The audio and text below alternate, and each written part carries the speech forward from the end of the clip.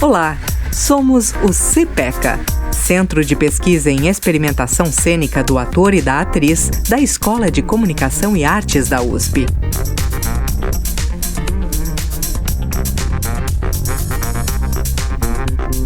Esse podcast faz parte do projeto USP 22. Vamos lá?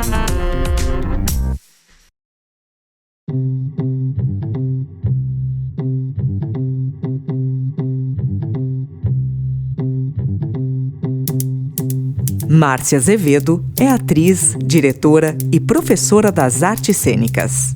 Graduada em Filosofia, licenciatura e bacharelado pela PUC São Paulo e Educação Artística, licenciatura pela Faculdade Claretiano. Mestre em Artes Cênicas pela ECA USP.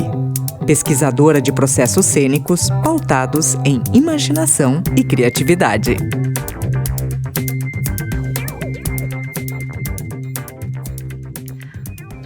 Olá a todos os ouvintes do CPCast.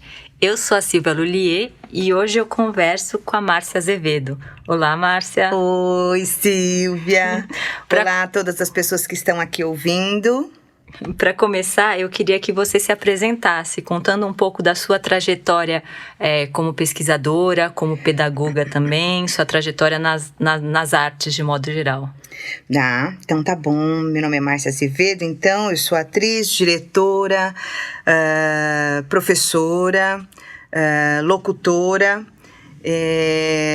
Atualmente eu trabalho mais como professora na formação de atores e atrizes, né? Então trabalho numa escola de formação e faço isso, né? É o que eu mais faço, né, ultimamente. Márcia, eu queria agora que você contasse um pouco da sua dissertação, do seu trabalho de mestrado. Eu fiz uma pesquisa com o título de Imaginação Criativa, Teorias e Práticas em Reescrituras Cênicas, uma Jornada Pedagógica. Então o título parece ser grande, mas eu estou falando de imaginação criativa na formação do ator e da atriz, em sala de aula, né? Isso é importante. Eu pensei, na realidade, no começo, fazer com um grupo de teatro também, fazer 2 processos, né? Um com um grupo de teatro, com o meu grupo de teatro, e um outro na sala de aula. Depois eu vi que o trabalho era gigante e acabei fazendo só na sala de aula, né? Então, é um trabalho que eu divido a dissertação em 3 partes, né? Faço essa pesquisa com pessoas que estão chegando na escola pela primeira vez, então não conhecem nada a respeito de teatro ou conhecem pouco. Então, como se dá esse processo de imaginação, como eles fazem essa primeira aproximação, né, com essa imaginação ligada ao teatro. Depois, já dentro da formação desses atores e atrizes, como é que a gente vai trabalhando com o desenvolvimento dessa imaginação. E depois, na terceira parte, no terceiro capítulo, eu faço uma pesquisa com um processo de montagem mesmo. Então, a gente usa a peça Hamlet como a pesquisa, né, como trabalho de pesquisa, com um grupo de atores que já estão saindo da escola, então já estão no período de formação como atores, e como é o trabalho de imaginação aí com este grupo, né? Então, foi a pesquisa. O geralzão foi isso que rolou ali. E nessas vivências de sala, que você até relata na sua dissertação, em algum momento aconteceu alguma situação inesperada ou mesmo inusitada que você queira contar pra gente, que tenha mudado o rumo da sua pesquisa ou sua relação com ela? Acho que tem... Teve um caso com o grupo de montagem, né, que o aluno traz uma cena onde ele faz... ele se coloca como Hamlet, faz uma cena, e que eu vejo a cena e era ele e uma cadeira. Foi muito interessante esse estudo que ele trouxe. Era ele e uma cadeira. E aí eu fiquei pensando na relação disso com a própria obra, né, do Hamlet. E aí, na conversa, depois que ele apresentou a cena, na conversa, eu, ali, ele dizendo e eu perguntando ali a respeito para poder descobrir o que é que ele estava querendo com essas informações, que eu não estava conseguindo perceber a profundidade do que ele estava querendo dizer, ou o que ele estava querendo revelar ali com aquela obra, né? O que ele estava querendo que chegasse, né, de informação. Aí que eu peguei e falei assim, então vamos fazer o seguinte, vamos fazer tudo de costas, né? Isso foi uma descoberta para mim, eu achei super interessante, né? O que você acha dessa possibilidade, né? Eu falei para ele de fazer tudo de costas, né? E aí que ele pegou e me olhou assim uma hora e falou assim, tá bom, vamos experimentar o tudo de costas, eu vou ver como é. Eu falei assim, não, se você achar que cabe, se você achar que, né, que não tem nada a ver, também não tem problema, vamos só experimentar para ver o que é que surge, né, a partir dessa experiência. E foi fantástico, foi uma grande sacada.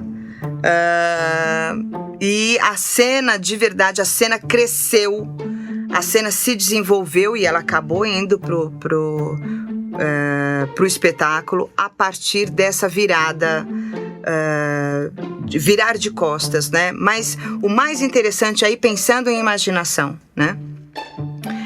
Acho que ali ele traz a cena, mas o que estava na cabeça dele guardado, as informações que ele tinha ali, né, não estavam todas abertas dentro da cena, estava tudo guardado ainda com ele.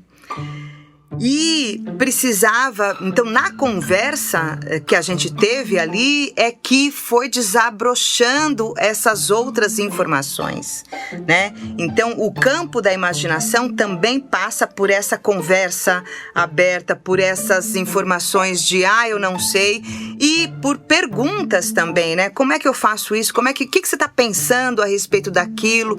E acho que nessa conversa com este aluno, César era o nome dele, né? Eu acho que acabou tendo um crescimento muito bom, a cena cresceu por conta deste diálogo e por conta dessa predisposição, né? Sim, vamos experimentar desse outro jeito, porque daí toda a conversa, ele conseguiu pegar essas informações e levar para a cena. Então aí sim a cena desabrochou. Então aquilo tudo que estava na cabeça dele se materializou, né? Que é a importância da imaginação para o trabalho do ator, né? Eu penso, né?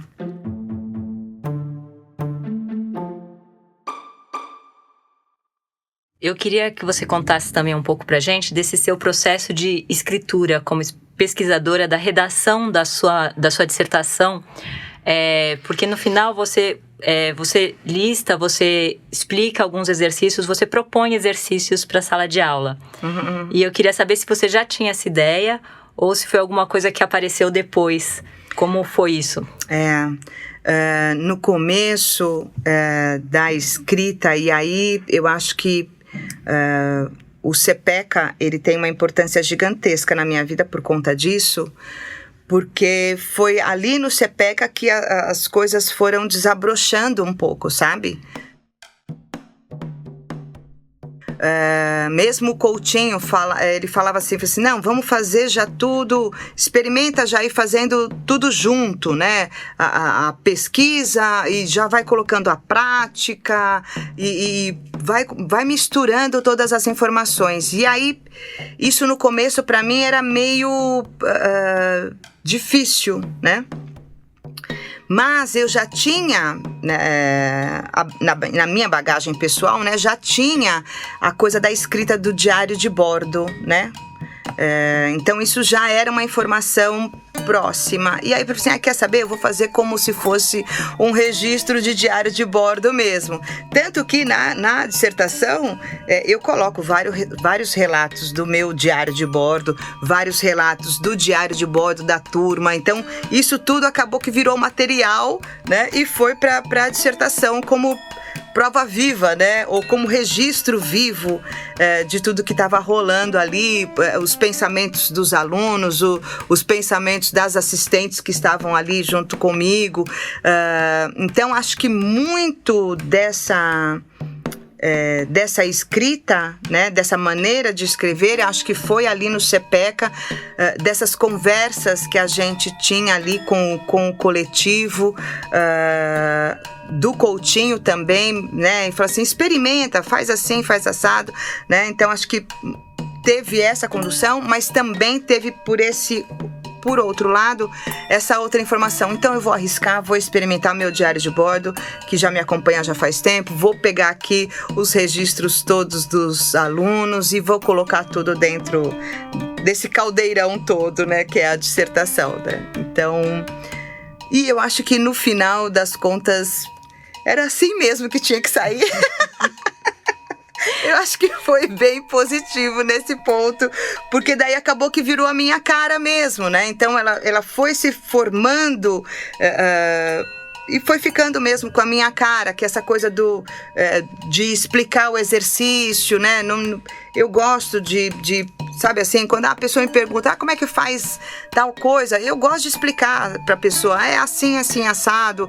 Eu não tenho pudor, sabe, em dar para a pessoa todas as informações. Eu quero que a outra pessoa saiba e que daí depois o que ela vai fazer com isso, como ela vai desdobrar esse exercício, né, aí já fica com ela, né? Mas eu explico aqui do meu jeito, a maneira como eu fiz e, né, espero que possa ser aproveitado aí pelas outras pessoas de alguma forma, né? E eu queria também que você contasse pra gente, que você já trabalha como artista educadora já tem bastante tempo.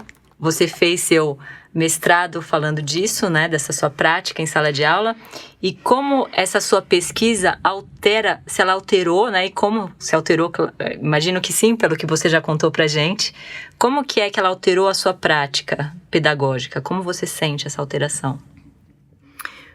Eu acho que é eu acho que é um ir e vir, sabe? Eu acho que a gente é alterado o tempo inteiro, né? A cada instante a gente é alterado, né? Então eu leio uma informação e isso me transforma. Um aluno ou um artista me fala uma outra coisa, isso também me transforma. Ou eu falo alguma coisa para uma pessoa, eu acabo transformando a pessoa né, em algum ponto. Então eu acho que não tem um ponto exato, isso me transforma, ou isso me transformou, ou a partir disso eu passei a olhar. Eu não tenho essa noção, né? Eu não tenho essa noção. Mas eu sei que parar esse momento para pesquisar, né? Parar esse momento para olhar para a minha história como educadora, artista educadora, né? Parar para olhar com uma lente de aumento, né? Acho que tem isso, né?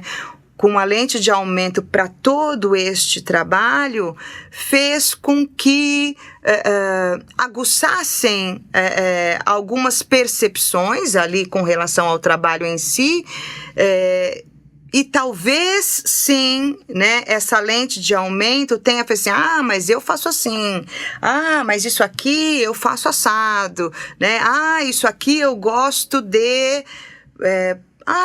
quando eu mudei tal coisa, eu não sei dizer quando eu mudei tal coisa, eu sei que eu, né, tô sempre sendo afetada aí por todas essas informações que vão passando, sabe? Acho que esse convívio da sala de aula ou esse convívio com o outro, essa troca, né, esse jogo permanente, eu acho que a gente está sempre sendo transformado, né? A gente está sempre mudando, eu acho isso. E acho maravilhoso. Acho maravilhoso isso. Eu costumo dizer para os meus alunos, né? Quando eu fui dar aula, eu não tinha essa noção que eu ia aprender tantos com os meus alunos. Às vezes eu tenho a impressão até que eu aprendo mais do que eles. É verdade. Você tem essa impressão também?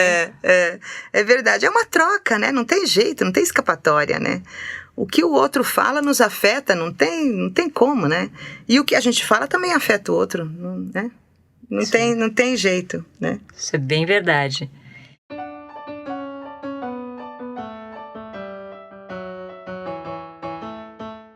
E agora, Márcia, nós estamos agora em 2022. comemorando aí 100 anos da Semana de Arte Moderna, né?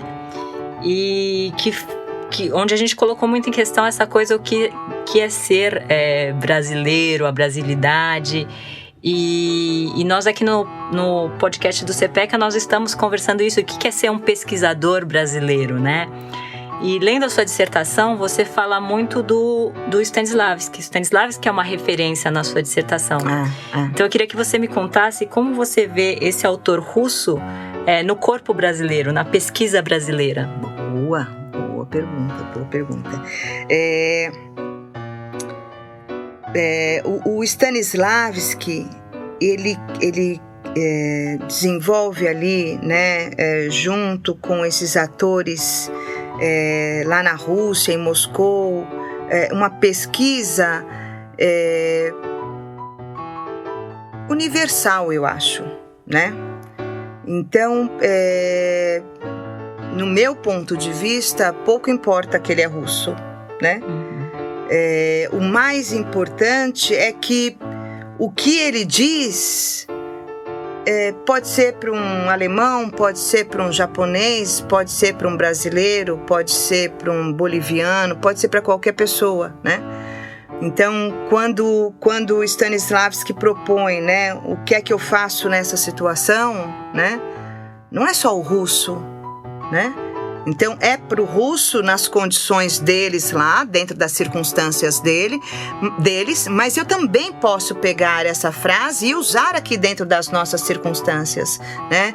Então, com as nossas informações, com a nossa maneira de enxergar o mundo e de viver o mundo, né? Então, eles lá, os russos, com o frio que eles passam, e a gente aqui com o nosso carnaval, por exemplo, né? Então, eles na relação familiar lá, porque eu sei que tem uma questão muito, né, distante ali, a relação pai, mãe, filhos é uma coisa muito distante, muito respeitosa, e a gente aqui, se bobear, a gente, né, mano pra cá, e aí, velho, né? Então, não fere, sabe? Eu acho que não vai para este lugar de isso não nos serve, né? O que eu acho que está acima disso, né? O que eu fico pensando, assim, com relação a essa questão, assim, o que é o nosso? Como é que a gente constrói o nosso, né? E pensando na Semana de Arte Moderna, e pensando no que é que a gente consegue fazer, eu acho que é justamente essa questão antropofágica, sabe? Como é que eu pego essas informações que o mundo me dá e como é que eu, né, transformo isso em algo meu? Como é que eu faço com que isso tenha a minha cara, tenha as características do meu país, né? Como é que eu insiro o meu país nessas informações,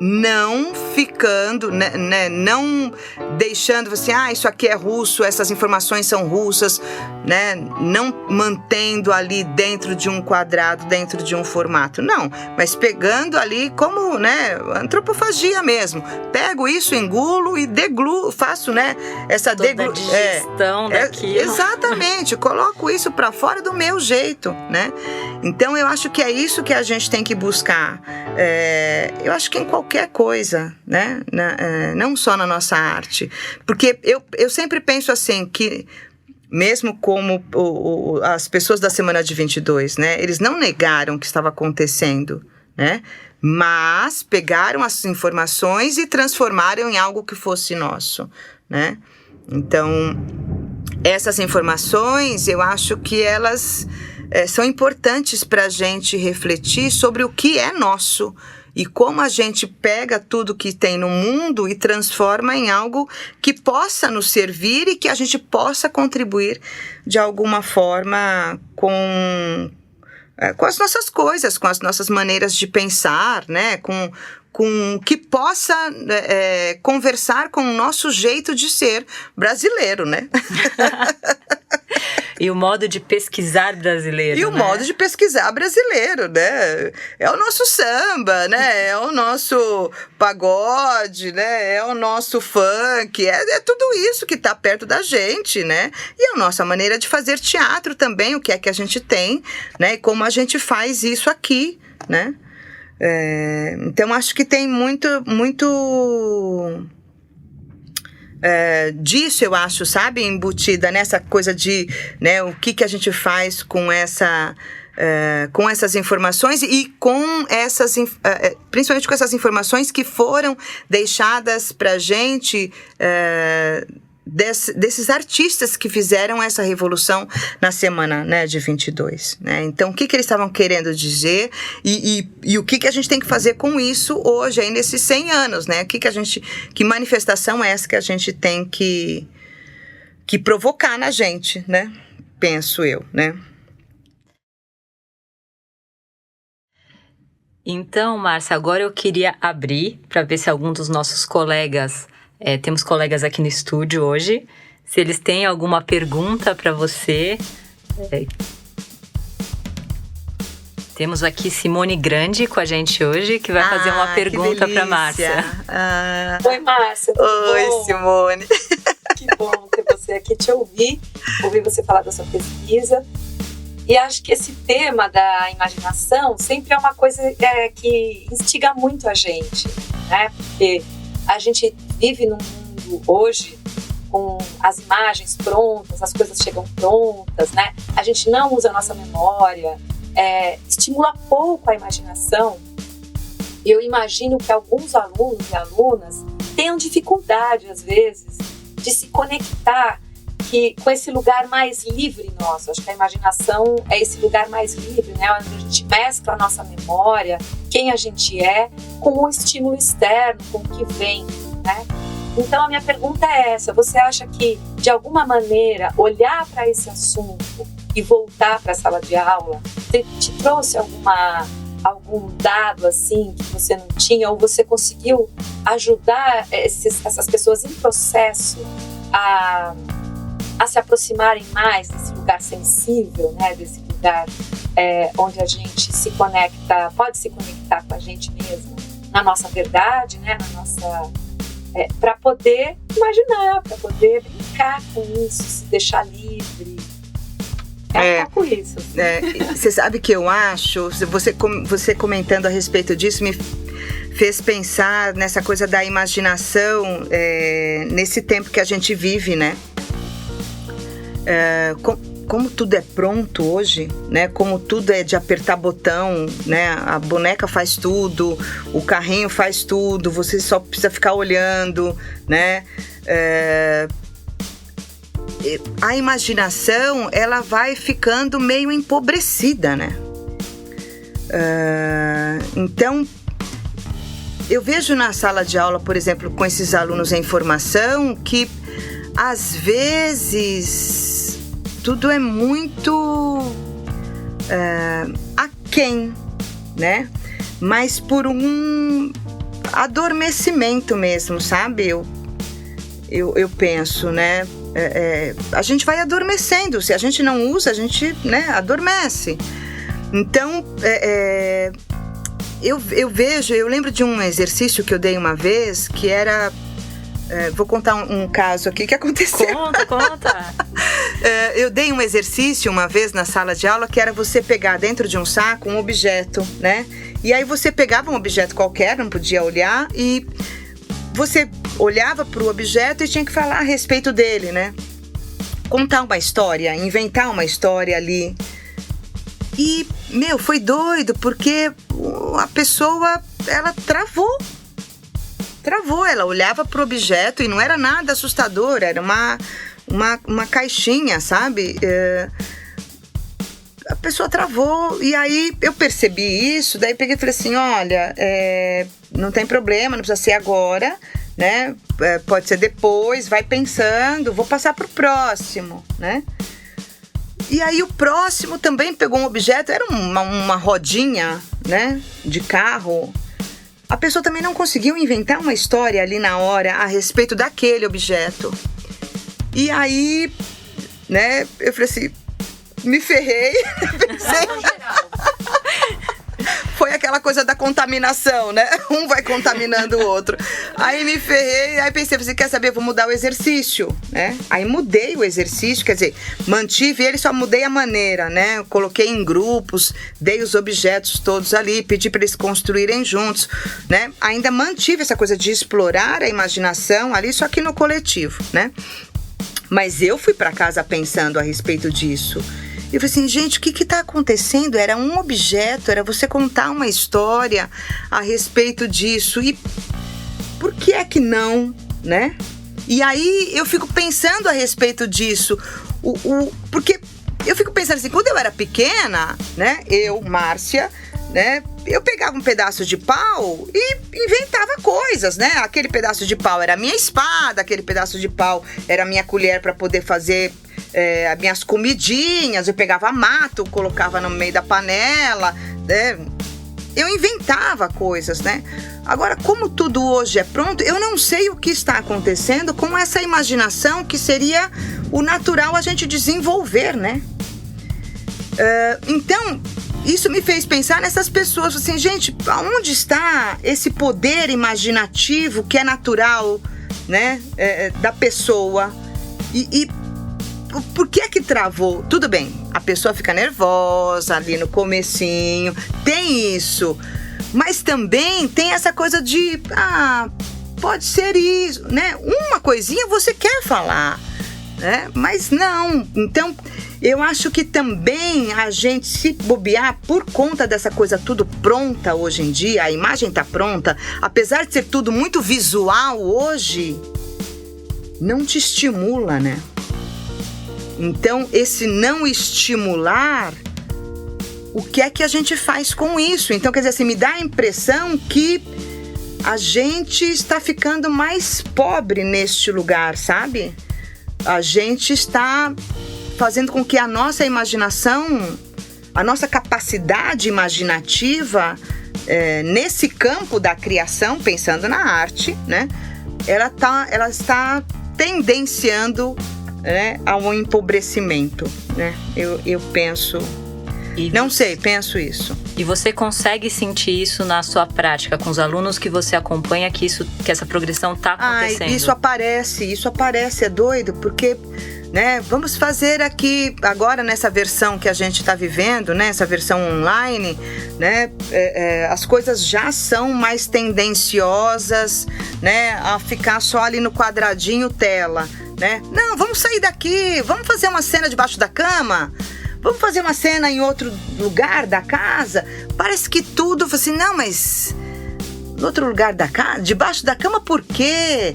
Né? Não, vamos fazer só pra gente experimentar, pra gente aguçar essa imaginação ou essa possibilidade de expandir esse músculo, né? Como diz Ariane Muschini, né? Esse músculo da imaginação que a gente precisa, né? Para tudo na vida e que a gente dá a impressão que a gente deixa ele meio ali morto, né? O Amalfi também quer falar aqui com a gente.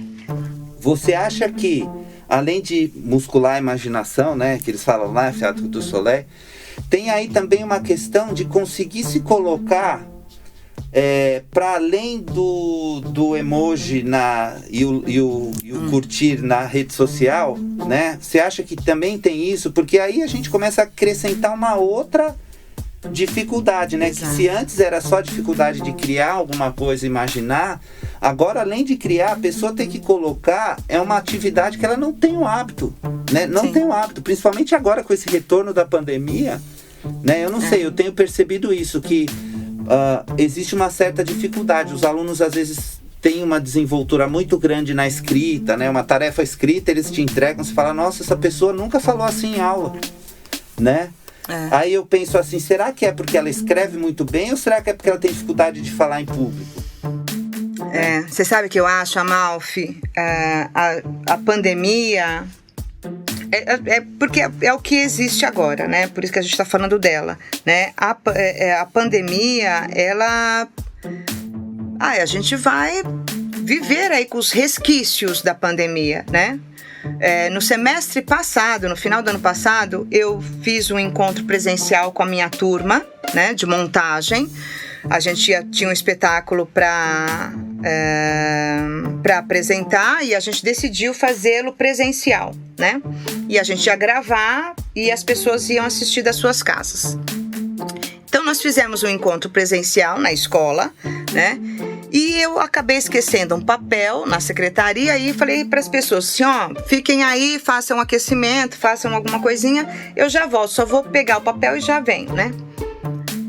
Eu saí, eles ficaram mudos. Na hora que eu voltei, percebi o silêncio. Eram 18 pessoas, adolescentes, 18, né? Aí percebi o silêncio, aí eu peguei e falei assim, aconteceu alguma coisa? Porque era uma turma que, né? Super antenada, super falante, né? Pela plataforma. E aí eu falei assim, aconteceu alguma coisa? Aí uma aluna virou pra mim e falou assim, Márcia, você saiu, ninguém mais abriu a boca. Nossa. Aí eu peguei e falei assim, olha só o que essa pandemia tá fazendo com a gente. Sem dúvida, antes de ser professora era querer que eles ficassem quietos um minuto pra você poder falar. Mas foi verdade, gente. Aí eu peguei e falei assim, não, vamos acabar com isso. Vou colocar aqui uma musiquinha, a gente vai dançar cada um dentro do seu quadrado, mas a gente vai dançar aqui um pouquinho pra gente relaxar, porque a gente não é assim. Aí eu fiquei falando pra ela, a gente não é assim, a gente tem que colocar isso na cabeça, né? A gente não é desse jeito. A gente é feliz, a gente conversa com todo mundo, a gente abraça todo mundo, a gente sabe como é, né? Como são as relações. E a gente não vai perder isso, né? Mas eu fiquei assustada. E eles também ficaram, porque eles ficaram mudos, mas ninguém conseguiu falar. Então, quer dizer assim, isso é o quê, né?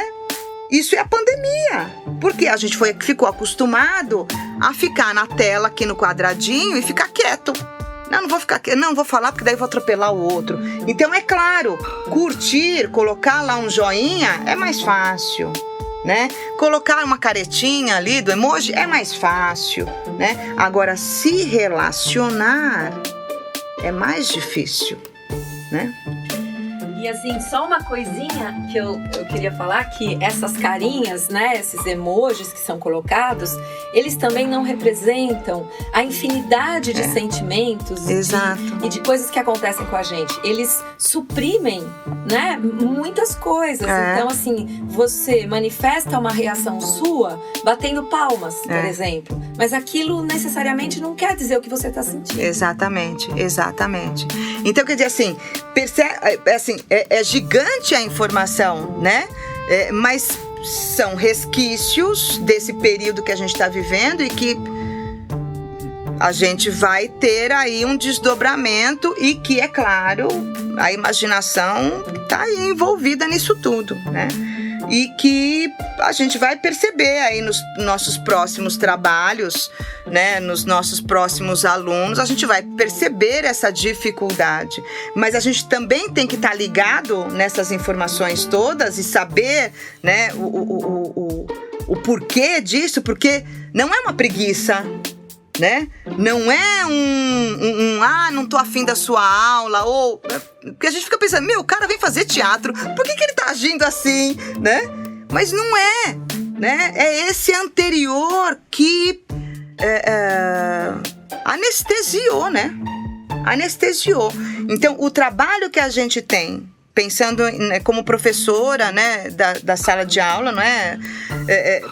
Da formação do ator e da atriz, o trabalho que a gente tem para desabrochar, né, para fazer com que surja esse ser que consiga pôr a sua arte em movimento ali na cena, né?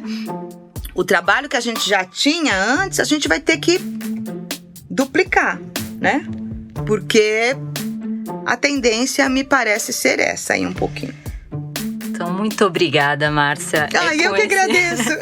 É com esse olhar de carinho para o futuro, de atenção que a gente vai ter que a gente vai encerrar o podcast de hoje. Muito obrigada por estar aqui com a gente. Muito obrigada ao Malfi e à Simone que estavam aqui perguntando e conversando com a gente. E não percam os próximos podcasts. Obrigada.